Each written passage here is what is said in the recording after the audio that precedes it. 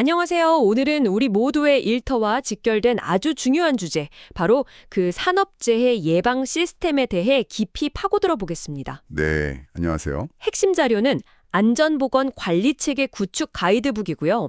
저희 목표는 이 방대한 가이드북 속에서 당신이 꼭 알아야 할 핵심 정수만을 뽑아내서 이 복잡한 시스템을 명확하게 이해하고 실질적인 통찰력을 얻도록 돕는 것입니다.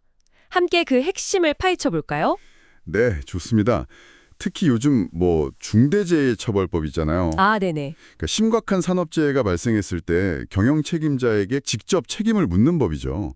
이게 시행되고 또 ESG 경영, 기업의 사회적 책임 이런 거에 대한 관심도 높아지면서 그 중요성이 진짜 더욱 부각되고 있습니다. 그렇죠. 더 이상 그냥 좋은 게 좋은 거다 이런 차원이 아니게 된 거죠. 맞습니다. 이 안전보건관리체계라는 것은요, 사고가 터진 후에 허둥지둥 수습하는 게 아니에요. 그게 아니라 기업 스스로가 잠재된 위험 요인을 미리 찾아내서 관리하고 이걸 계속 개선해 나가는 하나의 시스템적 접근을 의미합니다. 시스템적 접근요. 네, 사람은 누구나 실수할 수 있고 기계는 언제든 고장날 수 있다. 이런 현실적인 전제에서 출발하는 거죠. 개인의 조심성만으로는 막을 수 없는 사고를 시스템으로 예방하자 이런 겁니다. 시스템적 접근이라는 말씀이 확 와닿네요. 가이드북을 보니까 이 시스템을 효과적으로 구축하기 위한 7가지 핵심 요소를 제시하고 있던데요. 이 틀을 따라가면 전체 그림을 이해하기 쉬울 것 같습니다. 맞습니다. 이 7가지 요소들이 마치 톱니바퀴처럼요. 서로 딱 맞물려 돌아갈 때 비로소 효과적인 안전보건 관리 체계가 만들어질 수 있습니다. 아, 톱니바퀴처럼? 네. 단 하나라도 빠지거나 제대로 작동하지 않으면 시스템 전체가 흔들릴 수 있는 거죠. 그 첫 번째 톱니바퀴가 바로 경영자 리더십이군요. 역시 모든 변화의 시작은 최고 결정권자의 의지에서 비롯되기 때문일까요? 정확합니다. 단순히 구호로만 외치는 안전이 아니라 실제 조직 문화와 운영 방식으로 자리 잡게 하는 출발점이라는 의미겠죠? 정확합니다. 가이드북은 경영자가 안전보건 목표와 방침을 명확히 선언하는 것을 넘어서요. 이걸 실현을 구체적인 조직, 인력, 예산을 확실하게 배정해야 한다고 강조합니다. 아, 그냥 말로만 하는 게 아니고요. 네, 예를 들어 최고 안전 책임자 CSO 있잖아요. 안전 문제를 전담하는 고위 임원인데 이런 분을 임명하고 이사회에 정기적으로 안전보건 계획이랑 그 이행 결과를 보고하도록 하는 것. 이런 게 중요하죠. 그렇군요. 어떤 건설사 사례를 보면 CEO가 직접 안전회의를 주관하고 현장의 목소리를 듣는다고 해요. 이것이 바로 리더십이 단순한 선언이 아닌 실질적인 행동과 시스템으로 나타나는 모습입니다. 과거의 US 스틸이 안전제일 원칙을 통해 오히려 생산성을 높였다는 이야기도 결국 이런 맥락이죠. 경영진의 강력한 의지가 확인되었다면 그 다음은 실제 현장에서 일하는 사람들의 목소리를 듣고 반영하는 단계로 나아가야겠군요. 이게 두 번째 핵심인 근로자의 참여와 연결되는 것 같습니다. 바로 그 지점입니다. 현장의 위험은 사실 그곳에서 매일 일하시는 분들이 가장 잘 알 테니까요. 네, 맞아요. 근로자의 참여는 단순히 의견 내는 창구를 마련하는 걸 넘어서요. 그분들이 안전활동의 주체로서 적극적으로 참여할 수 있는 문화를 만드는 게 핵심입니다. 문화 조성까지요? 활동이나 안전회의 참여 같은 거를 공식적인 근무로 인정해주고 또 무엇보다 중요한 건 제안이나 신고로 인해 어떠한 불이익도 받지 않을 거라는 신뢰를 구축하는 겁니다. 아, 불이익 걱정 없이 말할 수 있어야 하는군요. 맞습니다. 필요하다면 익명성을 보장하는 것도 좋은 방법이고요. 어떤 화학회사의 안전 강조 주간 운영이나 안전 서약식, 워크숍 같은 활동들은 근로자들이 안전 문화를 함께 만들어가는 주체임을 느끼게 하는 좋은 사례입니다. TBM 같은 것도 중요하다고 들었어요. 아, 작업 전 안전 미팅, TBM, 툴박스 미팅 말씀이시죠? 네, 그거 아주 중요합니다.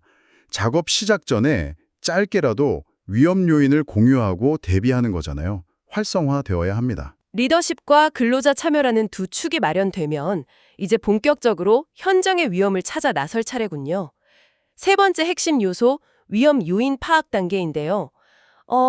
숨어있는 위험을 어떻게 효과적으로 찾아낼 수 있을까요?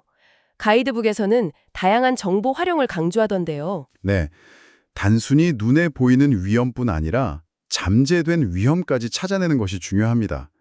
이를 위해서 과거의 사고 기록은 물론이고요. 사고로 이어질 뻔했지만 다행히 발생하지 않은 아차 사고 있잖아요. 아차 사고요? 네, 그 사례까지 꼼꼼히 조사하고 분석해야 합니다. 하이니기 법칙처럼 큰 사고 뒤에는 수많은 작은 징후들이 숨어 있기 때문이죠. 그렇군요. 또한 사용하는 기계 기구의 위험성, 다루는 화학물질의 유해성 정보, MSDS라고 하죠.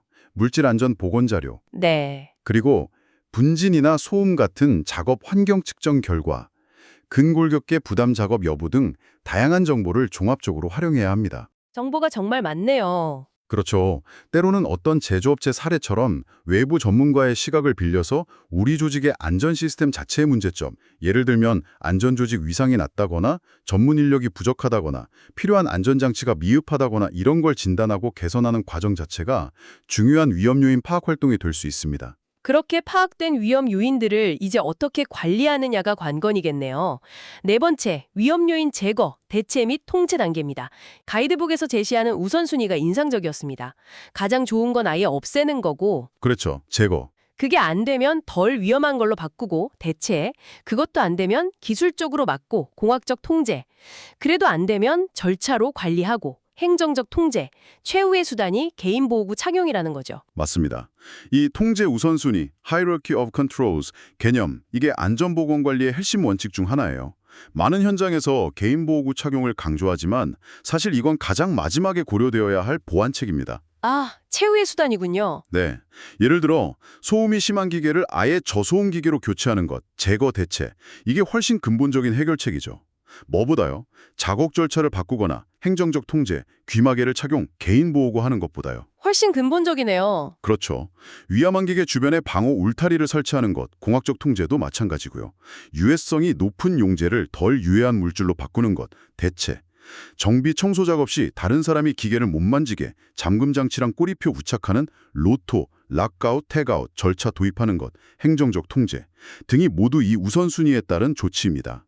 그런데 이 우선순위가 이론적으로는 완벽해 보이는데요. 실제 현장에서는 비용이나 기술적인 문제로 가장 효과적인 제거나 대체가 어려운 경우가 많지 않나요? 이 가이드북은 그런 현실적인 어려움에 대해서는 어떻게 접근하나요? 아주 중요한 지적이십니다. 가이드북 역시 그 점을 알고 있습니다. 그래서 가장 이상적인 해결책 적용이 당장 어렵다면 차선책인 공학적, 행정적 통제 방안을 적극적으로 강구하고 그것마저 여의치 않을 경우 임시적인 통제 방안과 개인보호구 지급 및 착용관리 계획을 반드시 함께 수립하라고 강조합니다. 아, 차선책이라도 반드시 마련해야 한다. 네, 여기서 핵심은 완벽하지 않더라도 현재 할 수 있는 최선을 다하고 지속적으로 더 나은 방법을 찾아 개선한다는 태도입니다. 위험 수준을 평가해서 허용 가능한 수준까지 낮추기 위한 노력을 멈추지 않는 것이 중요합니다. 아무리 예방 노력을 해도 예상치 못한 상황은 발생할 수 있으니 이에 대한 대비도 필요하겠군요. 다섯 번째, 비상조치 계획 수립입니다. 최악의 시나리오를 상상하고 미리 대응책을 마련해 두는 것인데 계획 수립만큼 중요한 것이 실제 훈련을 통해 실효성을 확보하는 것이라고 강조하고 있네요. 그렇습니다. 특히 화재, 폭발, 유해물질 누출처럼 중대재해로 이어질 수 있는 기상 상황에 대해서는 시나리오별로 아주 구체적인 계획이 필요합니다. 구체적으로요? 네, 비상 상황 발생 시 누가, 언제, 어디에 보고하고 전파할 건지, 작업자들은 어떤 경로로 어떻게 대피할 건지, 연쇄적인 피해 확산을 막기 위한 초기 대응은 어떻게 할 건지 등을 명확히 정해둬야 합니다. 작업 중지권 이야기도 나오던데요? 네. 그리고 이 과정에서 작업 중지권의 실질적인 보장이 매우 중요합니다. 근로자든 관리자든 임박한 위험을 감지했을 때 누구의 눈치도 보지 않고 작업을 중지시킬 수 있는 권한. 이게 명확히 부여되고 실제로 행사될 수 있는 문화가 뒷받침되어야 합니다. 문화가 중요하군요, 역시. 그렇죠. 어떤 화학회사의 운전원 가상훈련 시스템 OTS 같은 경우는 실제와 유사한 가상 환경에서 반복 훈련을 통해 비상 대응 능력을 채워하는 좋은 사례라고 할 수 있습니다. 요즘은 한 사업장 안에서도 원청, 하청, 협력업체 등 다양한 소속의 사람들이 함께 일하는 경우가 많은데요.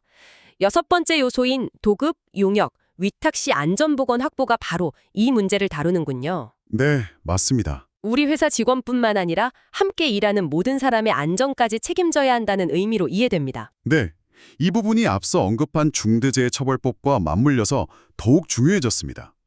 법에서 보호하는 종사자의 범위가 직접 고용한 근로자뿐 아니라 도급, 용역, 위탁 계약을 맺고 사업장 내에서 노무를 제공하는 모든 사람으로 확대되었기 때문입니다. 아, 범위가 넓어졌군요. 따라서 원청, 즉 도급인은 수급업체, 하청이 안전하게 작업할 수 있는 환경과 조건을 마련할 법적 책임이 있는 거죠. 법적 책임까지요? 네. 가이드북은 계약 단계에서부터 수급업체의 안전보건 관리 역량을 평가하고 계약서에 안전 관련 요구사항과 비용을 명확히 반영하며 작업기간 역시 안전을 확보하기에 충분하도록 보장해야 한다고 말합니다. 단순히 일만 맡기는 게 아니네요. 그러며 삼성전자 DS 부문 사례는 매우 강력한 메시지를 줍니다. 협력사 근로자에게도 작업 중지권을 보장하고 그로 인한 손실까지 보상하며 협력업체 평가 시 안전 관련 배점을 70%까지 높인다는 것은 단순한 상생 선언을 넘어 실질적인 안전 확보 의지를 보여주는 것이죠. 70%면 정말 크네요. 그렇죠. 어떤 물류센터처럼 수시로 바뀌는 도급 작업에 대해 매번 킥오프 미팅, 작업 허가서 발급, 장비 점검 등을 통해 차계적으로 관리하는 것도 중요하고요. 자, 드디어 마지막 7번째 요소, 평가 및 개선입니다. 앞서 구축한 모든 시스템들이 제대로 작동하고 있는지, 혹시 부족한 점은 없는지 지속적으로 점검하고 더 나은 방향으로 나아가려는 노력이군요. 맞습니다. 한 번 만들고 끝나는 게 아니라 계속 살아 움직이는 시스템을 만들어야 한다는 거네요? 맞습니다. 이것이 바로 시스템 접근의 핵심, 지속적인 개선입니다. 정기적인 내부 감사나 점검을 통해 안전보건 목표 달성도를 평가하고 법규 준수 여부, 절차 이행 상태 등을 확인해야 합니다. 평가 지표가 중요하겠네요? 네, 여기서 중요한 것은 평가 지표 설정입니다. 사망사고 0건 같은 결고 지표도 물론 중요하지만 이것만으로는 관리가 어렵습니다. 그래서 위험성 평가 참여율, 안전교육 이수율, 개선대책 이행률, 아차사고 보고 건수와 같은 과정 지표를 함께 설정하고 관리하는 것이 훨씬 효과적입니다. 아, 과정 지표요? 네, 과정이 제대로 관리되면 결과는 자연스럽게 따라올 가능성이 높기 때문이죠. 코롱인더스트리 울산 공장처럼 자체적인 감사 시스템을 갖추고 정기적으로 내부 감사를 실시하며 발견된 문제점은 투명하게 공개하고 개선 계획 이행 여부를 철저히 추적 관리하는 것이 좋은 모델이 될 수 있습니다. 7가지 핵심 요소를 따라오다 보니 안전보건 관리 체계라는 것이 단순히 서류 작업이나 구호가 아니라 경영진의 의지부터 현장 근로자의 참여, 위험 발굴과 관리, 비상 대비, 협력사 관리, 그리고 끊임없는 평가와 개선까지 모든 단계가 유기적으로 연결된 하나의 통합적인 운영 시스템이라는 그림이 그려지네요. 네, 정확히 보셨습니다. 이 시스템의 핵심 가치는 바로 사고 예방과 그 효과의 지속성에 있습니다. 이제 안전은 더 이상 비용으로만 치부될 수 없습니다. 투자의 개념으로 봐야겠군요. 그렇죠.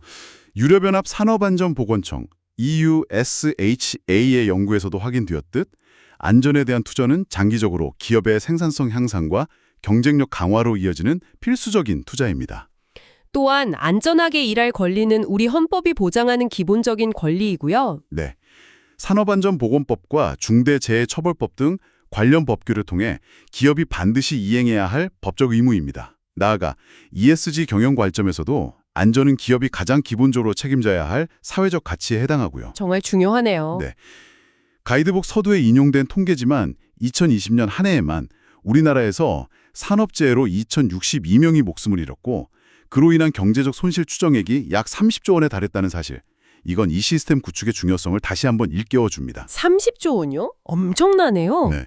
특히 사망사고의 절반 이상이 추락, 그러니까 떨어짐, 그리고 기계의 끼임, 물체의 부딪힘 같은 기본적인 안전조치 미흡에서 발생한다는 점은 우리가 무엇에 더 집중해야 하는지 명확히 보여줍니다. 오늘 저희는 안전보건관리체계 구축 가이드북이라는 자료를 통해 한국의 산업 현장에서 안전 시스템을 어떻게 구축하고 운영해야 하는지에 대한 핵심적인 내용들을 깊이 있게 탐구해 보았습니다. 이 논의가 당신에게 이 중요한 주제에 대한 명확하고 실질적인 이해를 제공했기를 바랍니다. 마지막으로 당신에게 질문 하나를 던지며 마무리하고 싶습니다.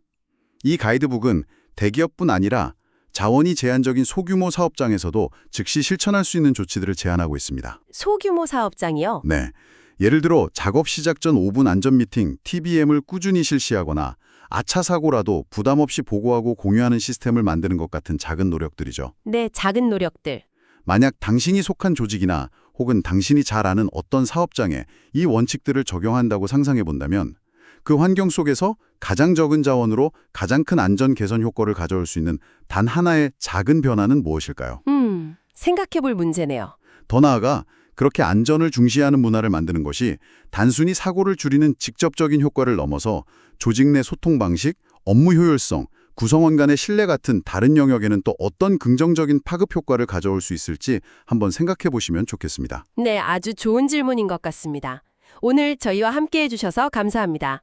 다음 심층탐구에서 다시 뵙겠습니다. 네, 감사합니다.